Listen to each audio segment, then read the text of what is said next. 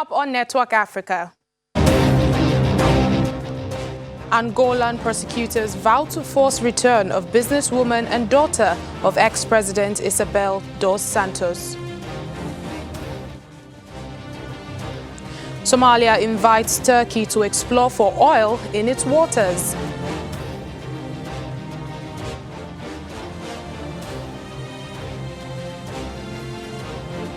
Plus, French Defense Minister Florence Parly visits Mali, Chad to discuss efforts to fight militancy in the Sahel region.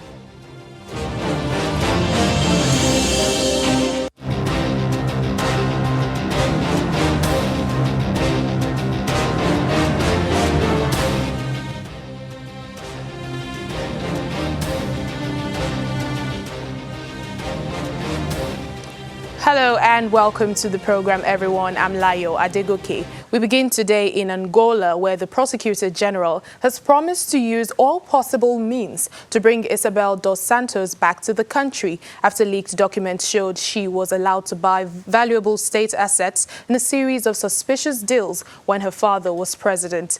Ms. dos Santos says the allegations against her are entirely false and that there is a political motivated witch hunt by the Angolan government.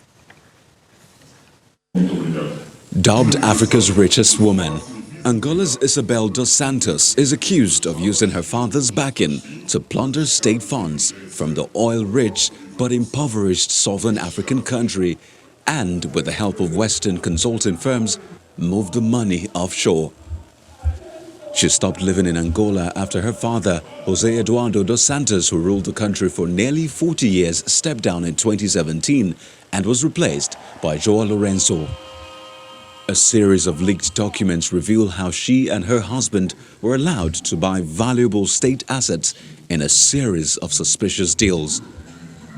The award-winning New York-based International Consortium of Investigative Journalists, which was behind the release, alleged the international system has allowed powerful individuals like her to move assets around the world without questions. The 46-year-old dos Santos, who spent her time between London and Dubai, has rejected the allegations made against her as completely unfounded. Well, the allegations are false. Dos Santos was named Africa's first female billionaire in 2013 by Forbes, which estimates her current wealth at more than $2 billion. She is already being investigated as part of an anti-corruption campaign launched by current Angolan President João Lourenço, who has pledged to root out corruption. Dos Santos believes this is all part of a witch hunt aimed at weakening her father's influence and distracting from failures under President Lourenço. There is a drive in Angola within the political party, within the MPLA, to neutralize President dos Santos' influence in Angolan political life. And that really comes through conducting a campaign very much challenging his legacy. Recently, his image was removed from the Angolan currency, from the banknotes. So this is a very, very strong signal that's being put out there that his legacy should be altered. Prosecutors last month froze bank accounts and holdings owned by the businesswoman and her Congolese-Danish husband, Sendika Dokolo. Portuguese bank Eurobic has also announced it will end its business relationship with dos Santos. Let's get more on this story now. Joining us on the program is African Affairs Analyst Lester Wilcox to discuss more on this. Thank you so much for joining us, Mr. Wilcox. The term witch hunt is now very popular with people who have been accused of one thing or the other. In the case of Isabel dos Santos, taking into consideration that her brother was also put on trial for corruption just last year, December, do you think this is a witch hunt by the current president to taint her family's name? And do you think she's made her wealth through legal means? I don't understand why anybody will be witch hunt. You have to be a witch to be witch hunted. That, like you said, is a popular language. Anybody that wants to escape justice, he will use the term witch hunt. But if you have nothing to hide, if you have nothing to be afraid of, then you have nothing to hide. You don't have anything to be afraid of. If you are called to answer to any questions regarding your stewardship, either when you are in power or when you have anything to do. So I do not see any form of witch hunt. Witch hunt has been a term used in Africa. Every African that is being accused of corruption, the next thing is he's being witch hunted. As for Isabella, his father held sway for about 38 years in Angola, and there's no doubt that she will have benefited directly or indirectly from her father's hold on to power. Her profile shows that she has stakes in so many companies, so many shell companies within Angola, outside Angola. A lot of money has moved around.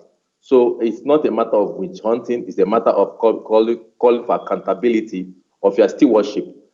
When your father holds sway, when a family holds sway in a country as rich as Angola for 38 years, it will not be out of place to find out that members of the family will have their fingers in the cookie jar in terms of pilfering from the state. Her case is not peculiar, like you said. The elder brother had also a similar case to answer, and she's answering his charges. If Isabella has nothing to hide, or he has a clean record of her business dealings, she don't need to live in UAE. She needs to come back to Angola and answer to her charges. Yeah, she is currently in the UK, and the foreign minister has says no one is above the law and has vowed to bring her back into the country. What responsibility does the international community have here, in cooperating with African countries in bringing people like Dos Santos to justice? Well,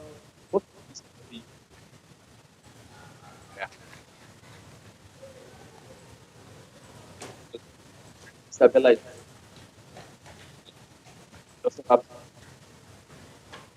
It seems like we're having some problem with the audio connection. We'll try to reconnect later. But in the meantime, Turkish President Tayyip Erdogan says that Somalia has invited Turkey to conduct oil exploration in its seas. Turkey has been a significant source of aid to Somalia following a famine in 2011. The Turkish engineers have also helped to build infrastructure in Somalia. Businesses have invested in the country, and Turkish officers have trained Somali soldiers as part of efforts to build up the country's army. President Erdogan says Turkey would honor the invitation, but did not elaborate on how.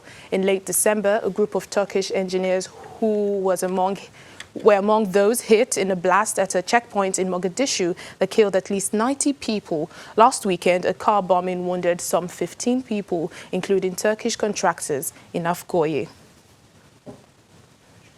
To security matters now in the Sahel region, French Defense Minister Florence Parly has visited Chad and Mali to discuss efforts to fight militancy in the Sahel. Firstly, she met with her Chadian counterpart in Chad to discuss the technicalities of sending Chadian troops to the Sahel's three-border region. The French Defense Ministry says the goal of Parly's visit is to start work on how to implement the decisions made during the Pole Summit, where French President Emmanuel Macron and his G5 Sahel counterparts announced they would combine their military forces under one command. After the meeting, Parly said Chad's President Idriss Déby was committed to sending a battalion to the three-border region linking Niger, Mali and Burkina Faso. Her visit coincided with a suicide attack in the Lake Chad province. 9 civilians were killed when a female suicide bomber detonated explosives in western Chad, an area previously targeted by the Boko Haram terrorist group. Meanwhile, over in Mali, the defense ministers of Estonia, Portugal and Sweden joined France in calling for action on jihadists operating in Africa's Sahel region. Military actions will focus on the borders between Mali, Niger and Burkina Faso, known as the three border zones. In the past year, a spike in attacks in the three border zones has killed hundreds of soldiers and civilians and forced thousands to flee their homes. We are also, we were very keen to come here at this moment, which is a moment of some delicacy in the situation here in Mali, to say that the Malians can count on us, and we also are looking forward to seeing progress on the ground in terms of the peace agreement, in terms of the work of G5 Sahel, and of course the interaction with the different forces that are here, MINUSMA, EUTM, Barkhane, Takuba in the future. our government and the parliament has made a decision to actually increase our commitment and to be part of the task force Takuba as well with our special operations troops. Now I think today it's very, very important to send a signal that what happens here in Mali is not just the security problem for Mali, it's not just a security problem for G5 countries here, but it's actually something that concerns all of us. This is something where we have to deal with the international terrorism where it comes from, and it's easier to deal with those issues here and collectively, rather than have to face those same problems and problems stemming from second or third order problems stemming from that anywhere else. To yet another conflict, this time in Libya, the European Union's top diplomat Joseph Borrell believes the EU's support for Libya would require more than truce, but instead the stabilizing effect of a lasting ceasefire. Foreign powers agreed at a summit in Berlin over the weekend to shore up a shaky truce in the country, which has been in turmoil since the fall of Muammar Gaddafi in 2011, as two rival governments in the east and the west vie for power and energy resources. Addressing journalists after an EU foreign ministers meeting, Borrell said that a ceasefire would not be necessary to resume its naval mission off the Libyan coast, Operation Sophia, which the bloc interrupted at the end of March last year after Italy said it will no longer receive those rescued at sea. I want to stress once again the fact that we are not still in a ceasefire. We are in a truce, which is unstable, and, you know, a truce can be violated several times a day. Let's hope that, by the contrary, it's going to stabilize and we are going to really go to a ceasefire. Without a ceasefire, it's going to be difficult to imagine any kind of more strong engagement of the European Union. But about Operation Sophia, the idea is to revive it, to refocus on the arms embargo. To revive Operation Sophia, frankly speaking, I don't think that the ceasefire is a necessary condition, because the Operation Sophia is taking place in the sea, and so there is ceasefire or not ceasefire is not going to be a bigger risk for the operation and people involved on that, no?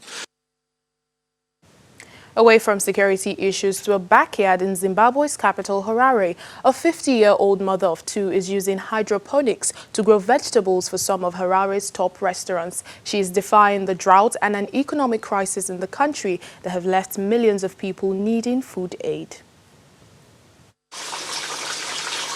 Venencia Mokarati, whose day job is an accountant, always had a passion for farming, but no land on which to plant.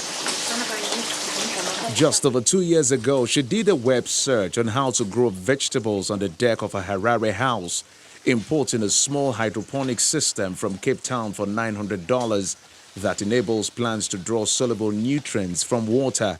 Hydroponics farming saves water, and I really enjoy it because I don't have to worry about the water. I don't have water here, so I have to buy water, but because it's hydroponics, I'm saving water by 90%. The other reason why I opted for hydroponics farming is the growth rate of hydroponics. It's faster, and then I can harvest even much faster than the soil-based farming. Her immediate desire was for fresh vegetables for the family as the country's economic fortunes deteriorated and grocery stores' prices spiraled. But she quickly realized that pastime could be a profitable venture. It now makes $1,100 a month in a country where some government workers get just $76. In hydroponic farming, water is conserved because it is reused multiple times. Hydroponically grown plants also require no pesticides because there are no soil-borne diseases. So hydroponics farming helps so much, especially when there is no water or where there is no rain, because it saves water, less time of production, and you can produce as much as you want, even on a which is limited, like in this farm. It takes 6 weeks for Mokarati to harvest vegetables such as lettuce compared to 10 weeks if the crop is grown in the soil. Much of the southern Africa is in its worst drought in more than a century, with crops failing and some 45 million people in need of food aid. Yeah, so I just removed it from the... Still ahead on the program. Signatories of the Beijing Declaration take stock of progress made in 25 years since the first Beijing Conference on Women Empowerment. Please stay with us.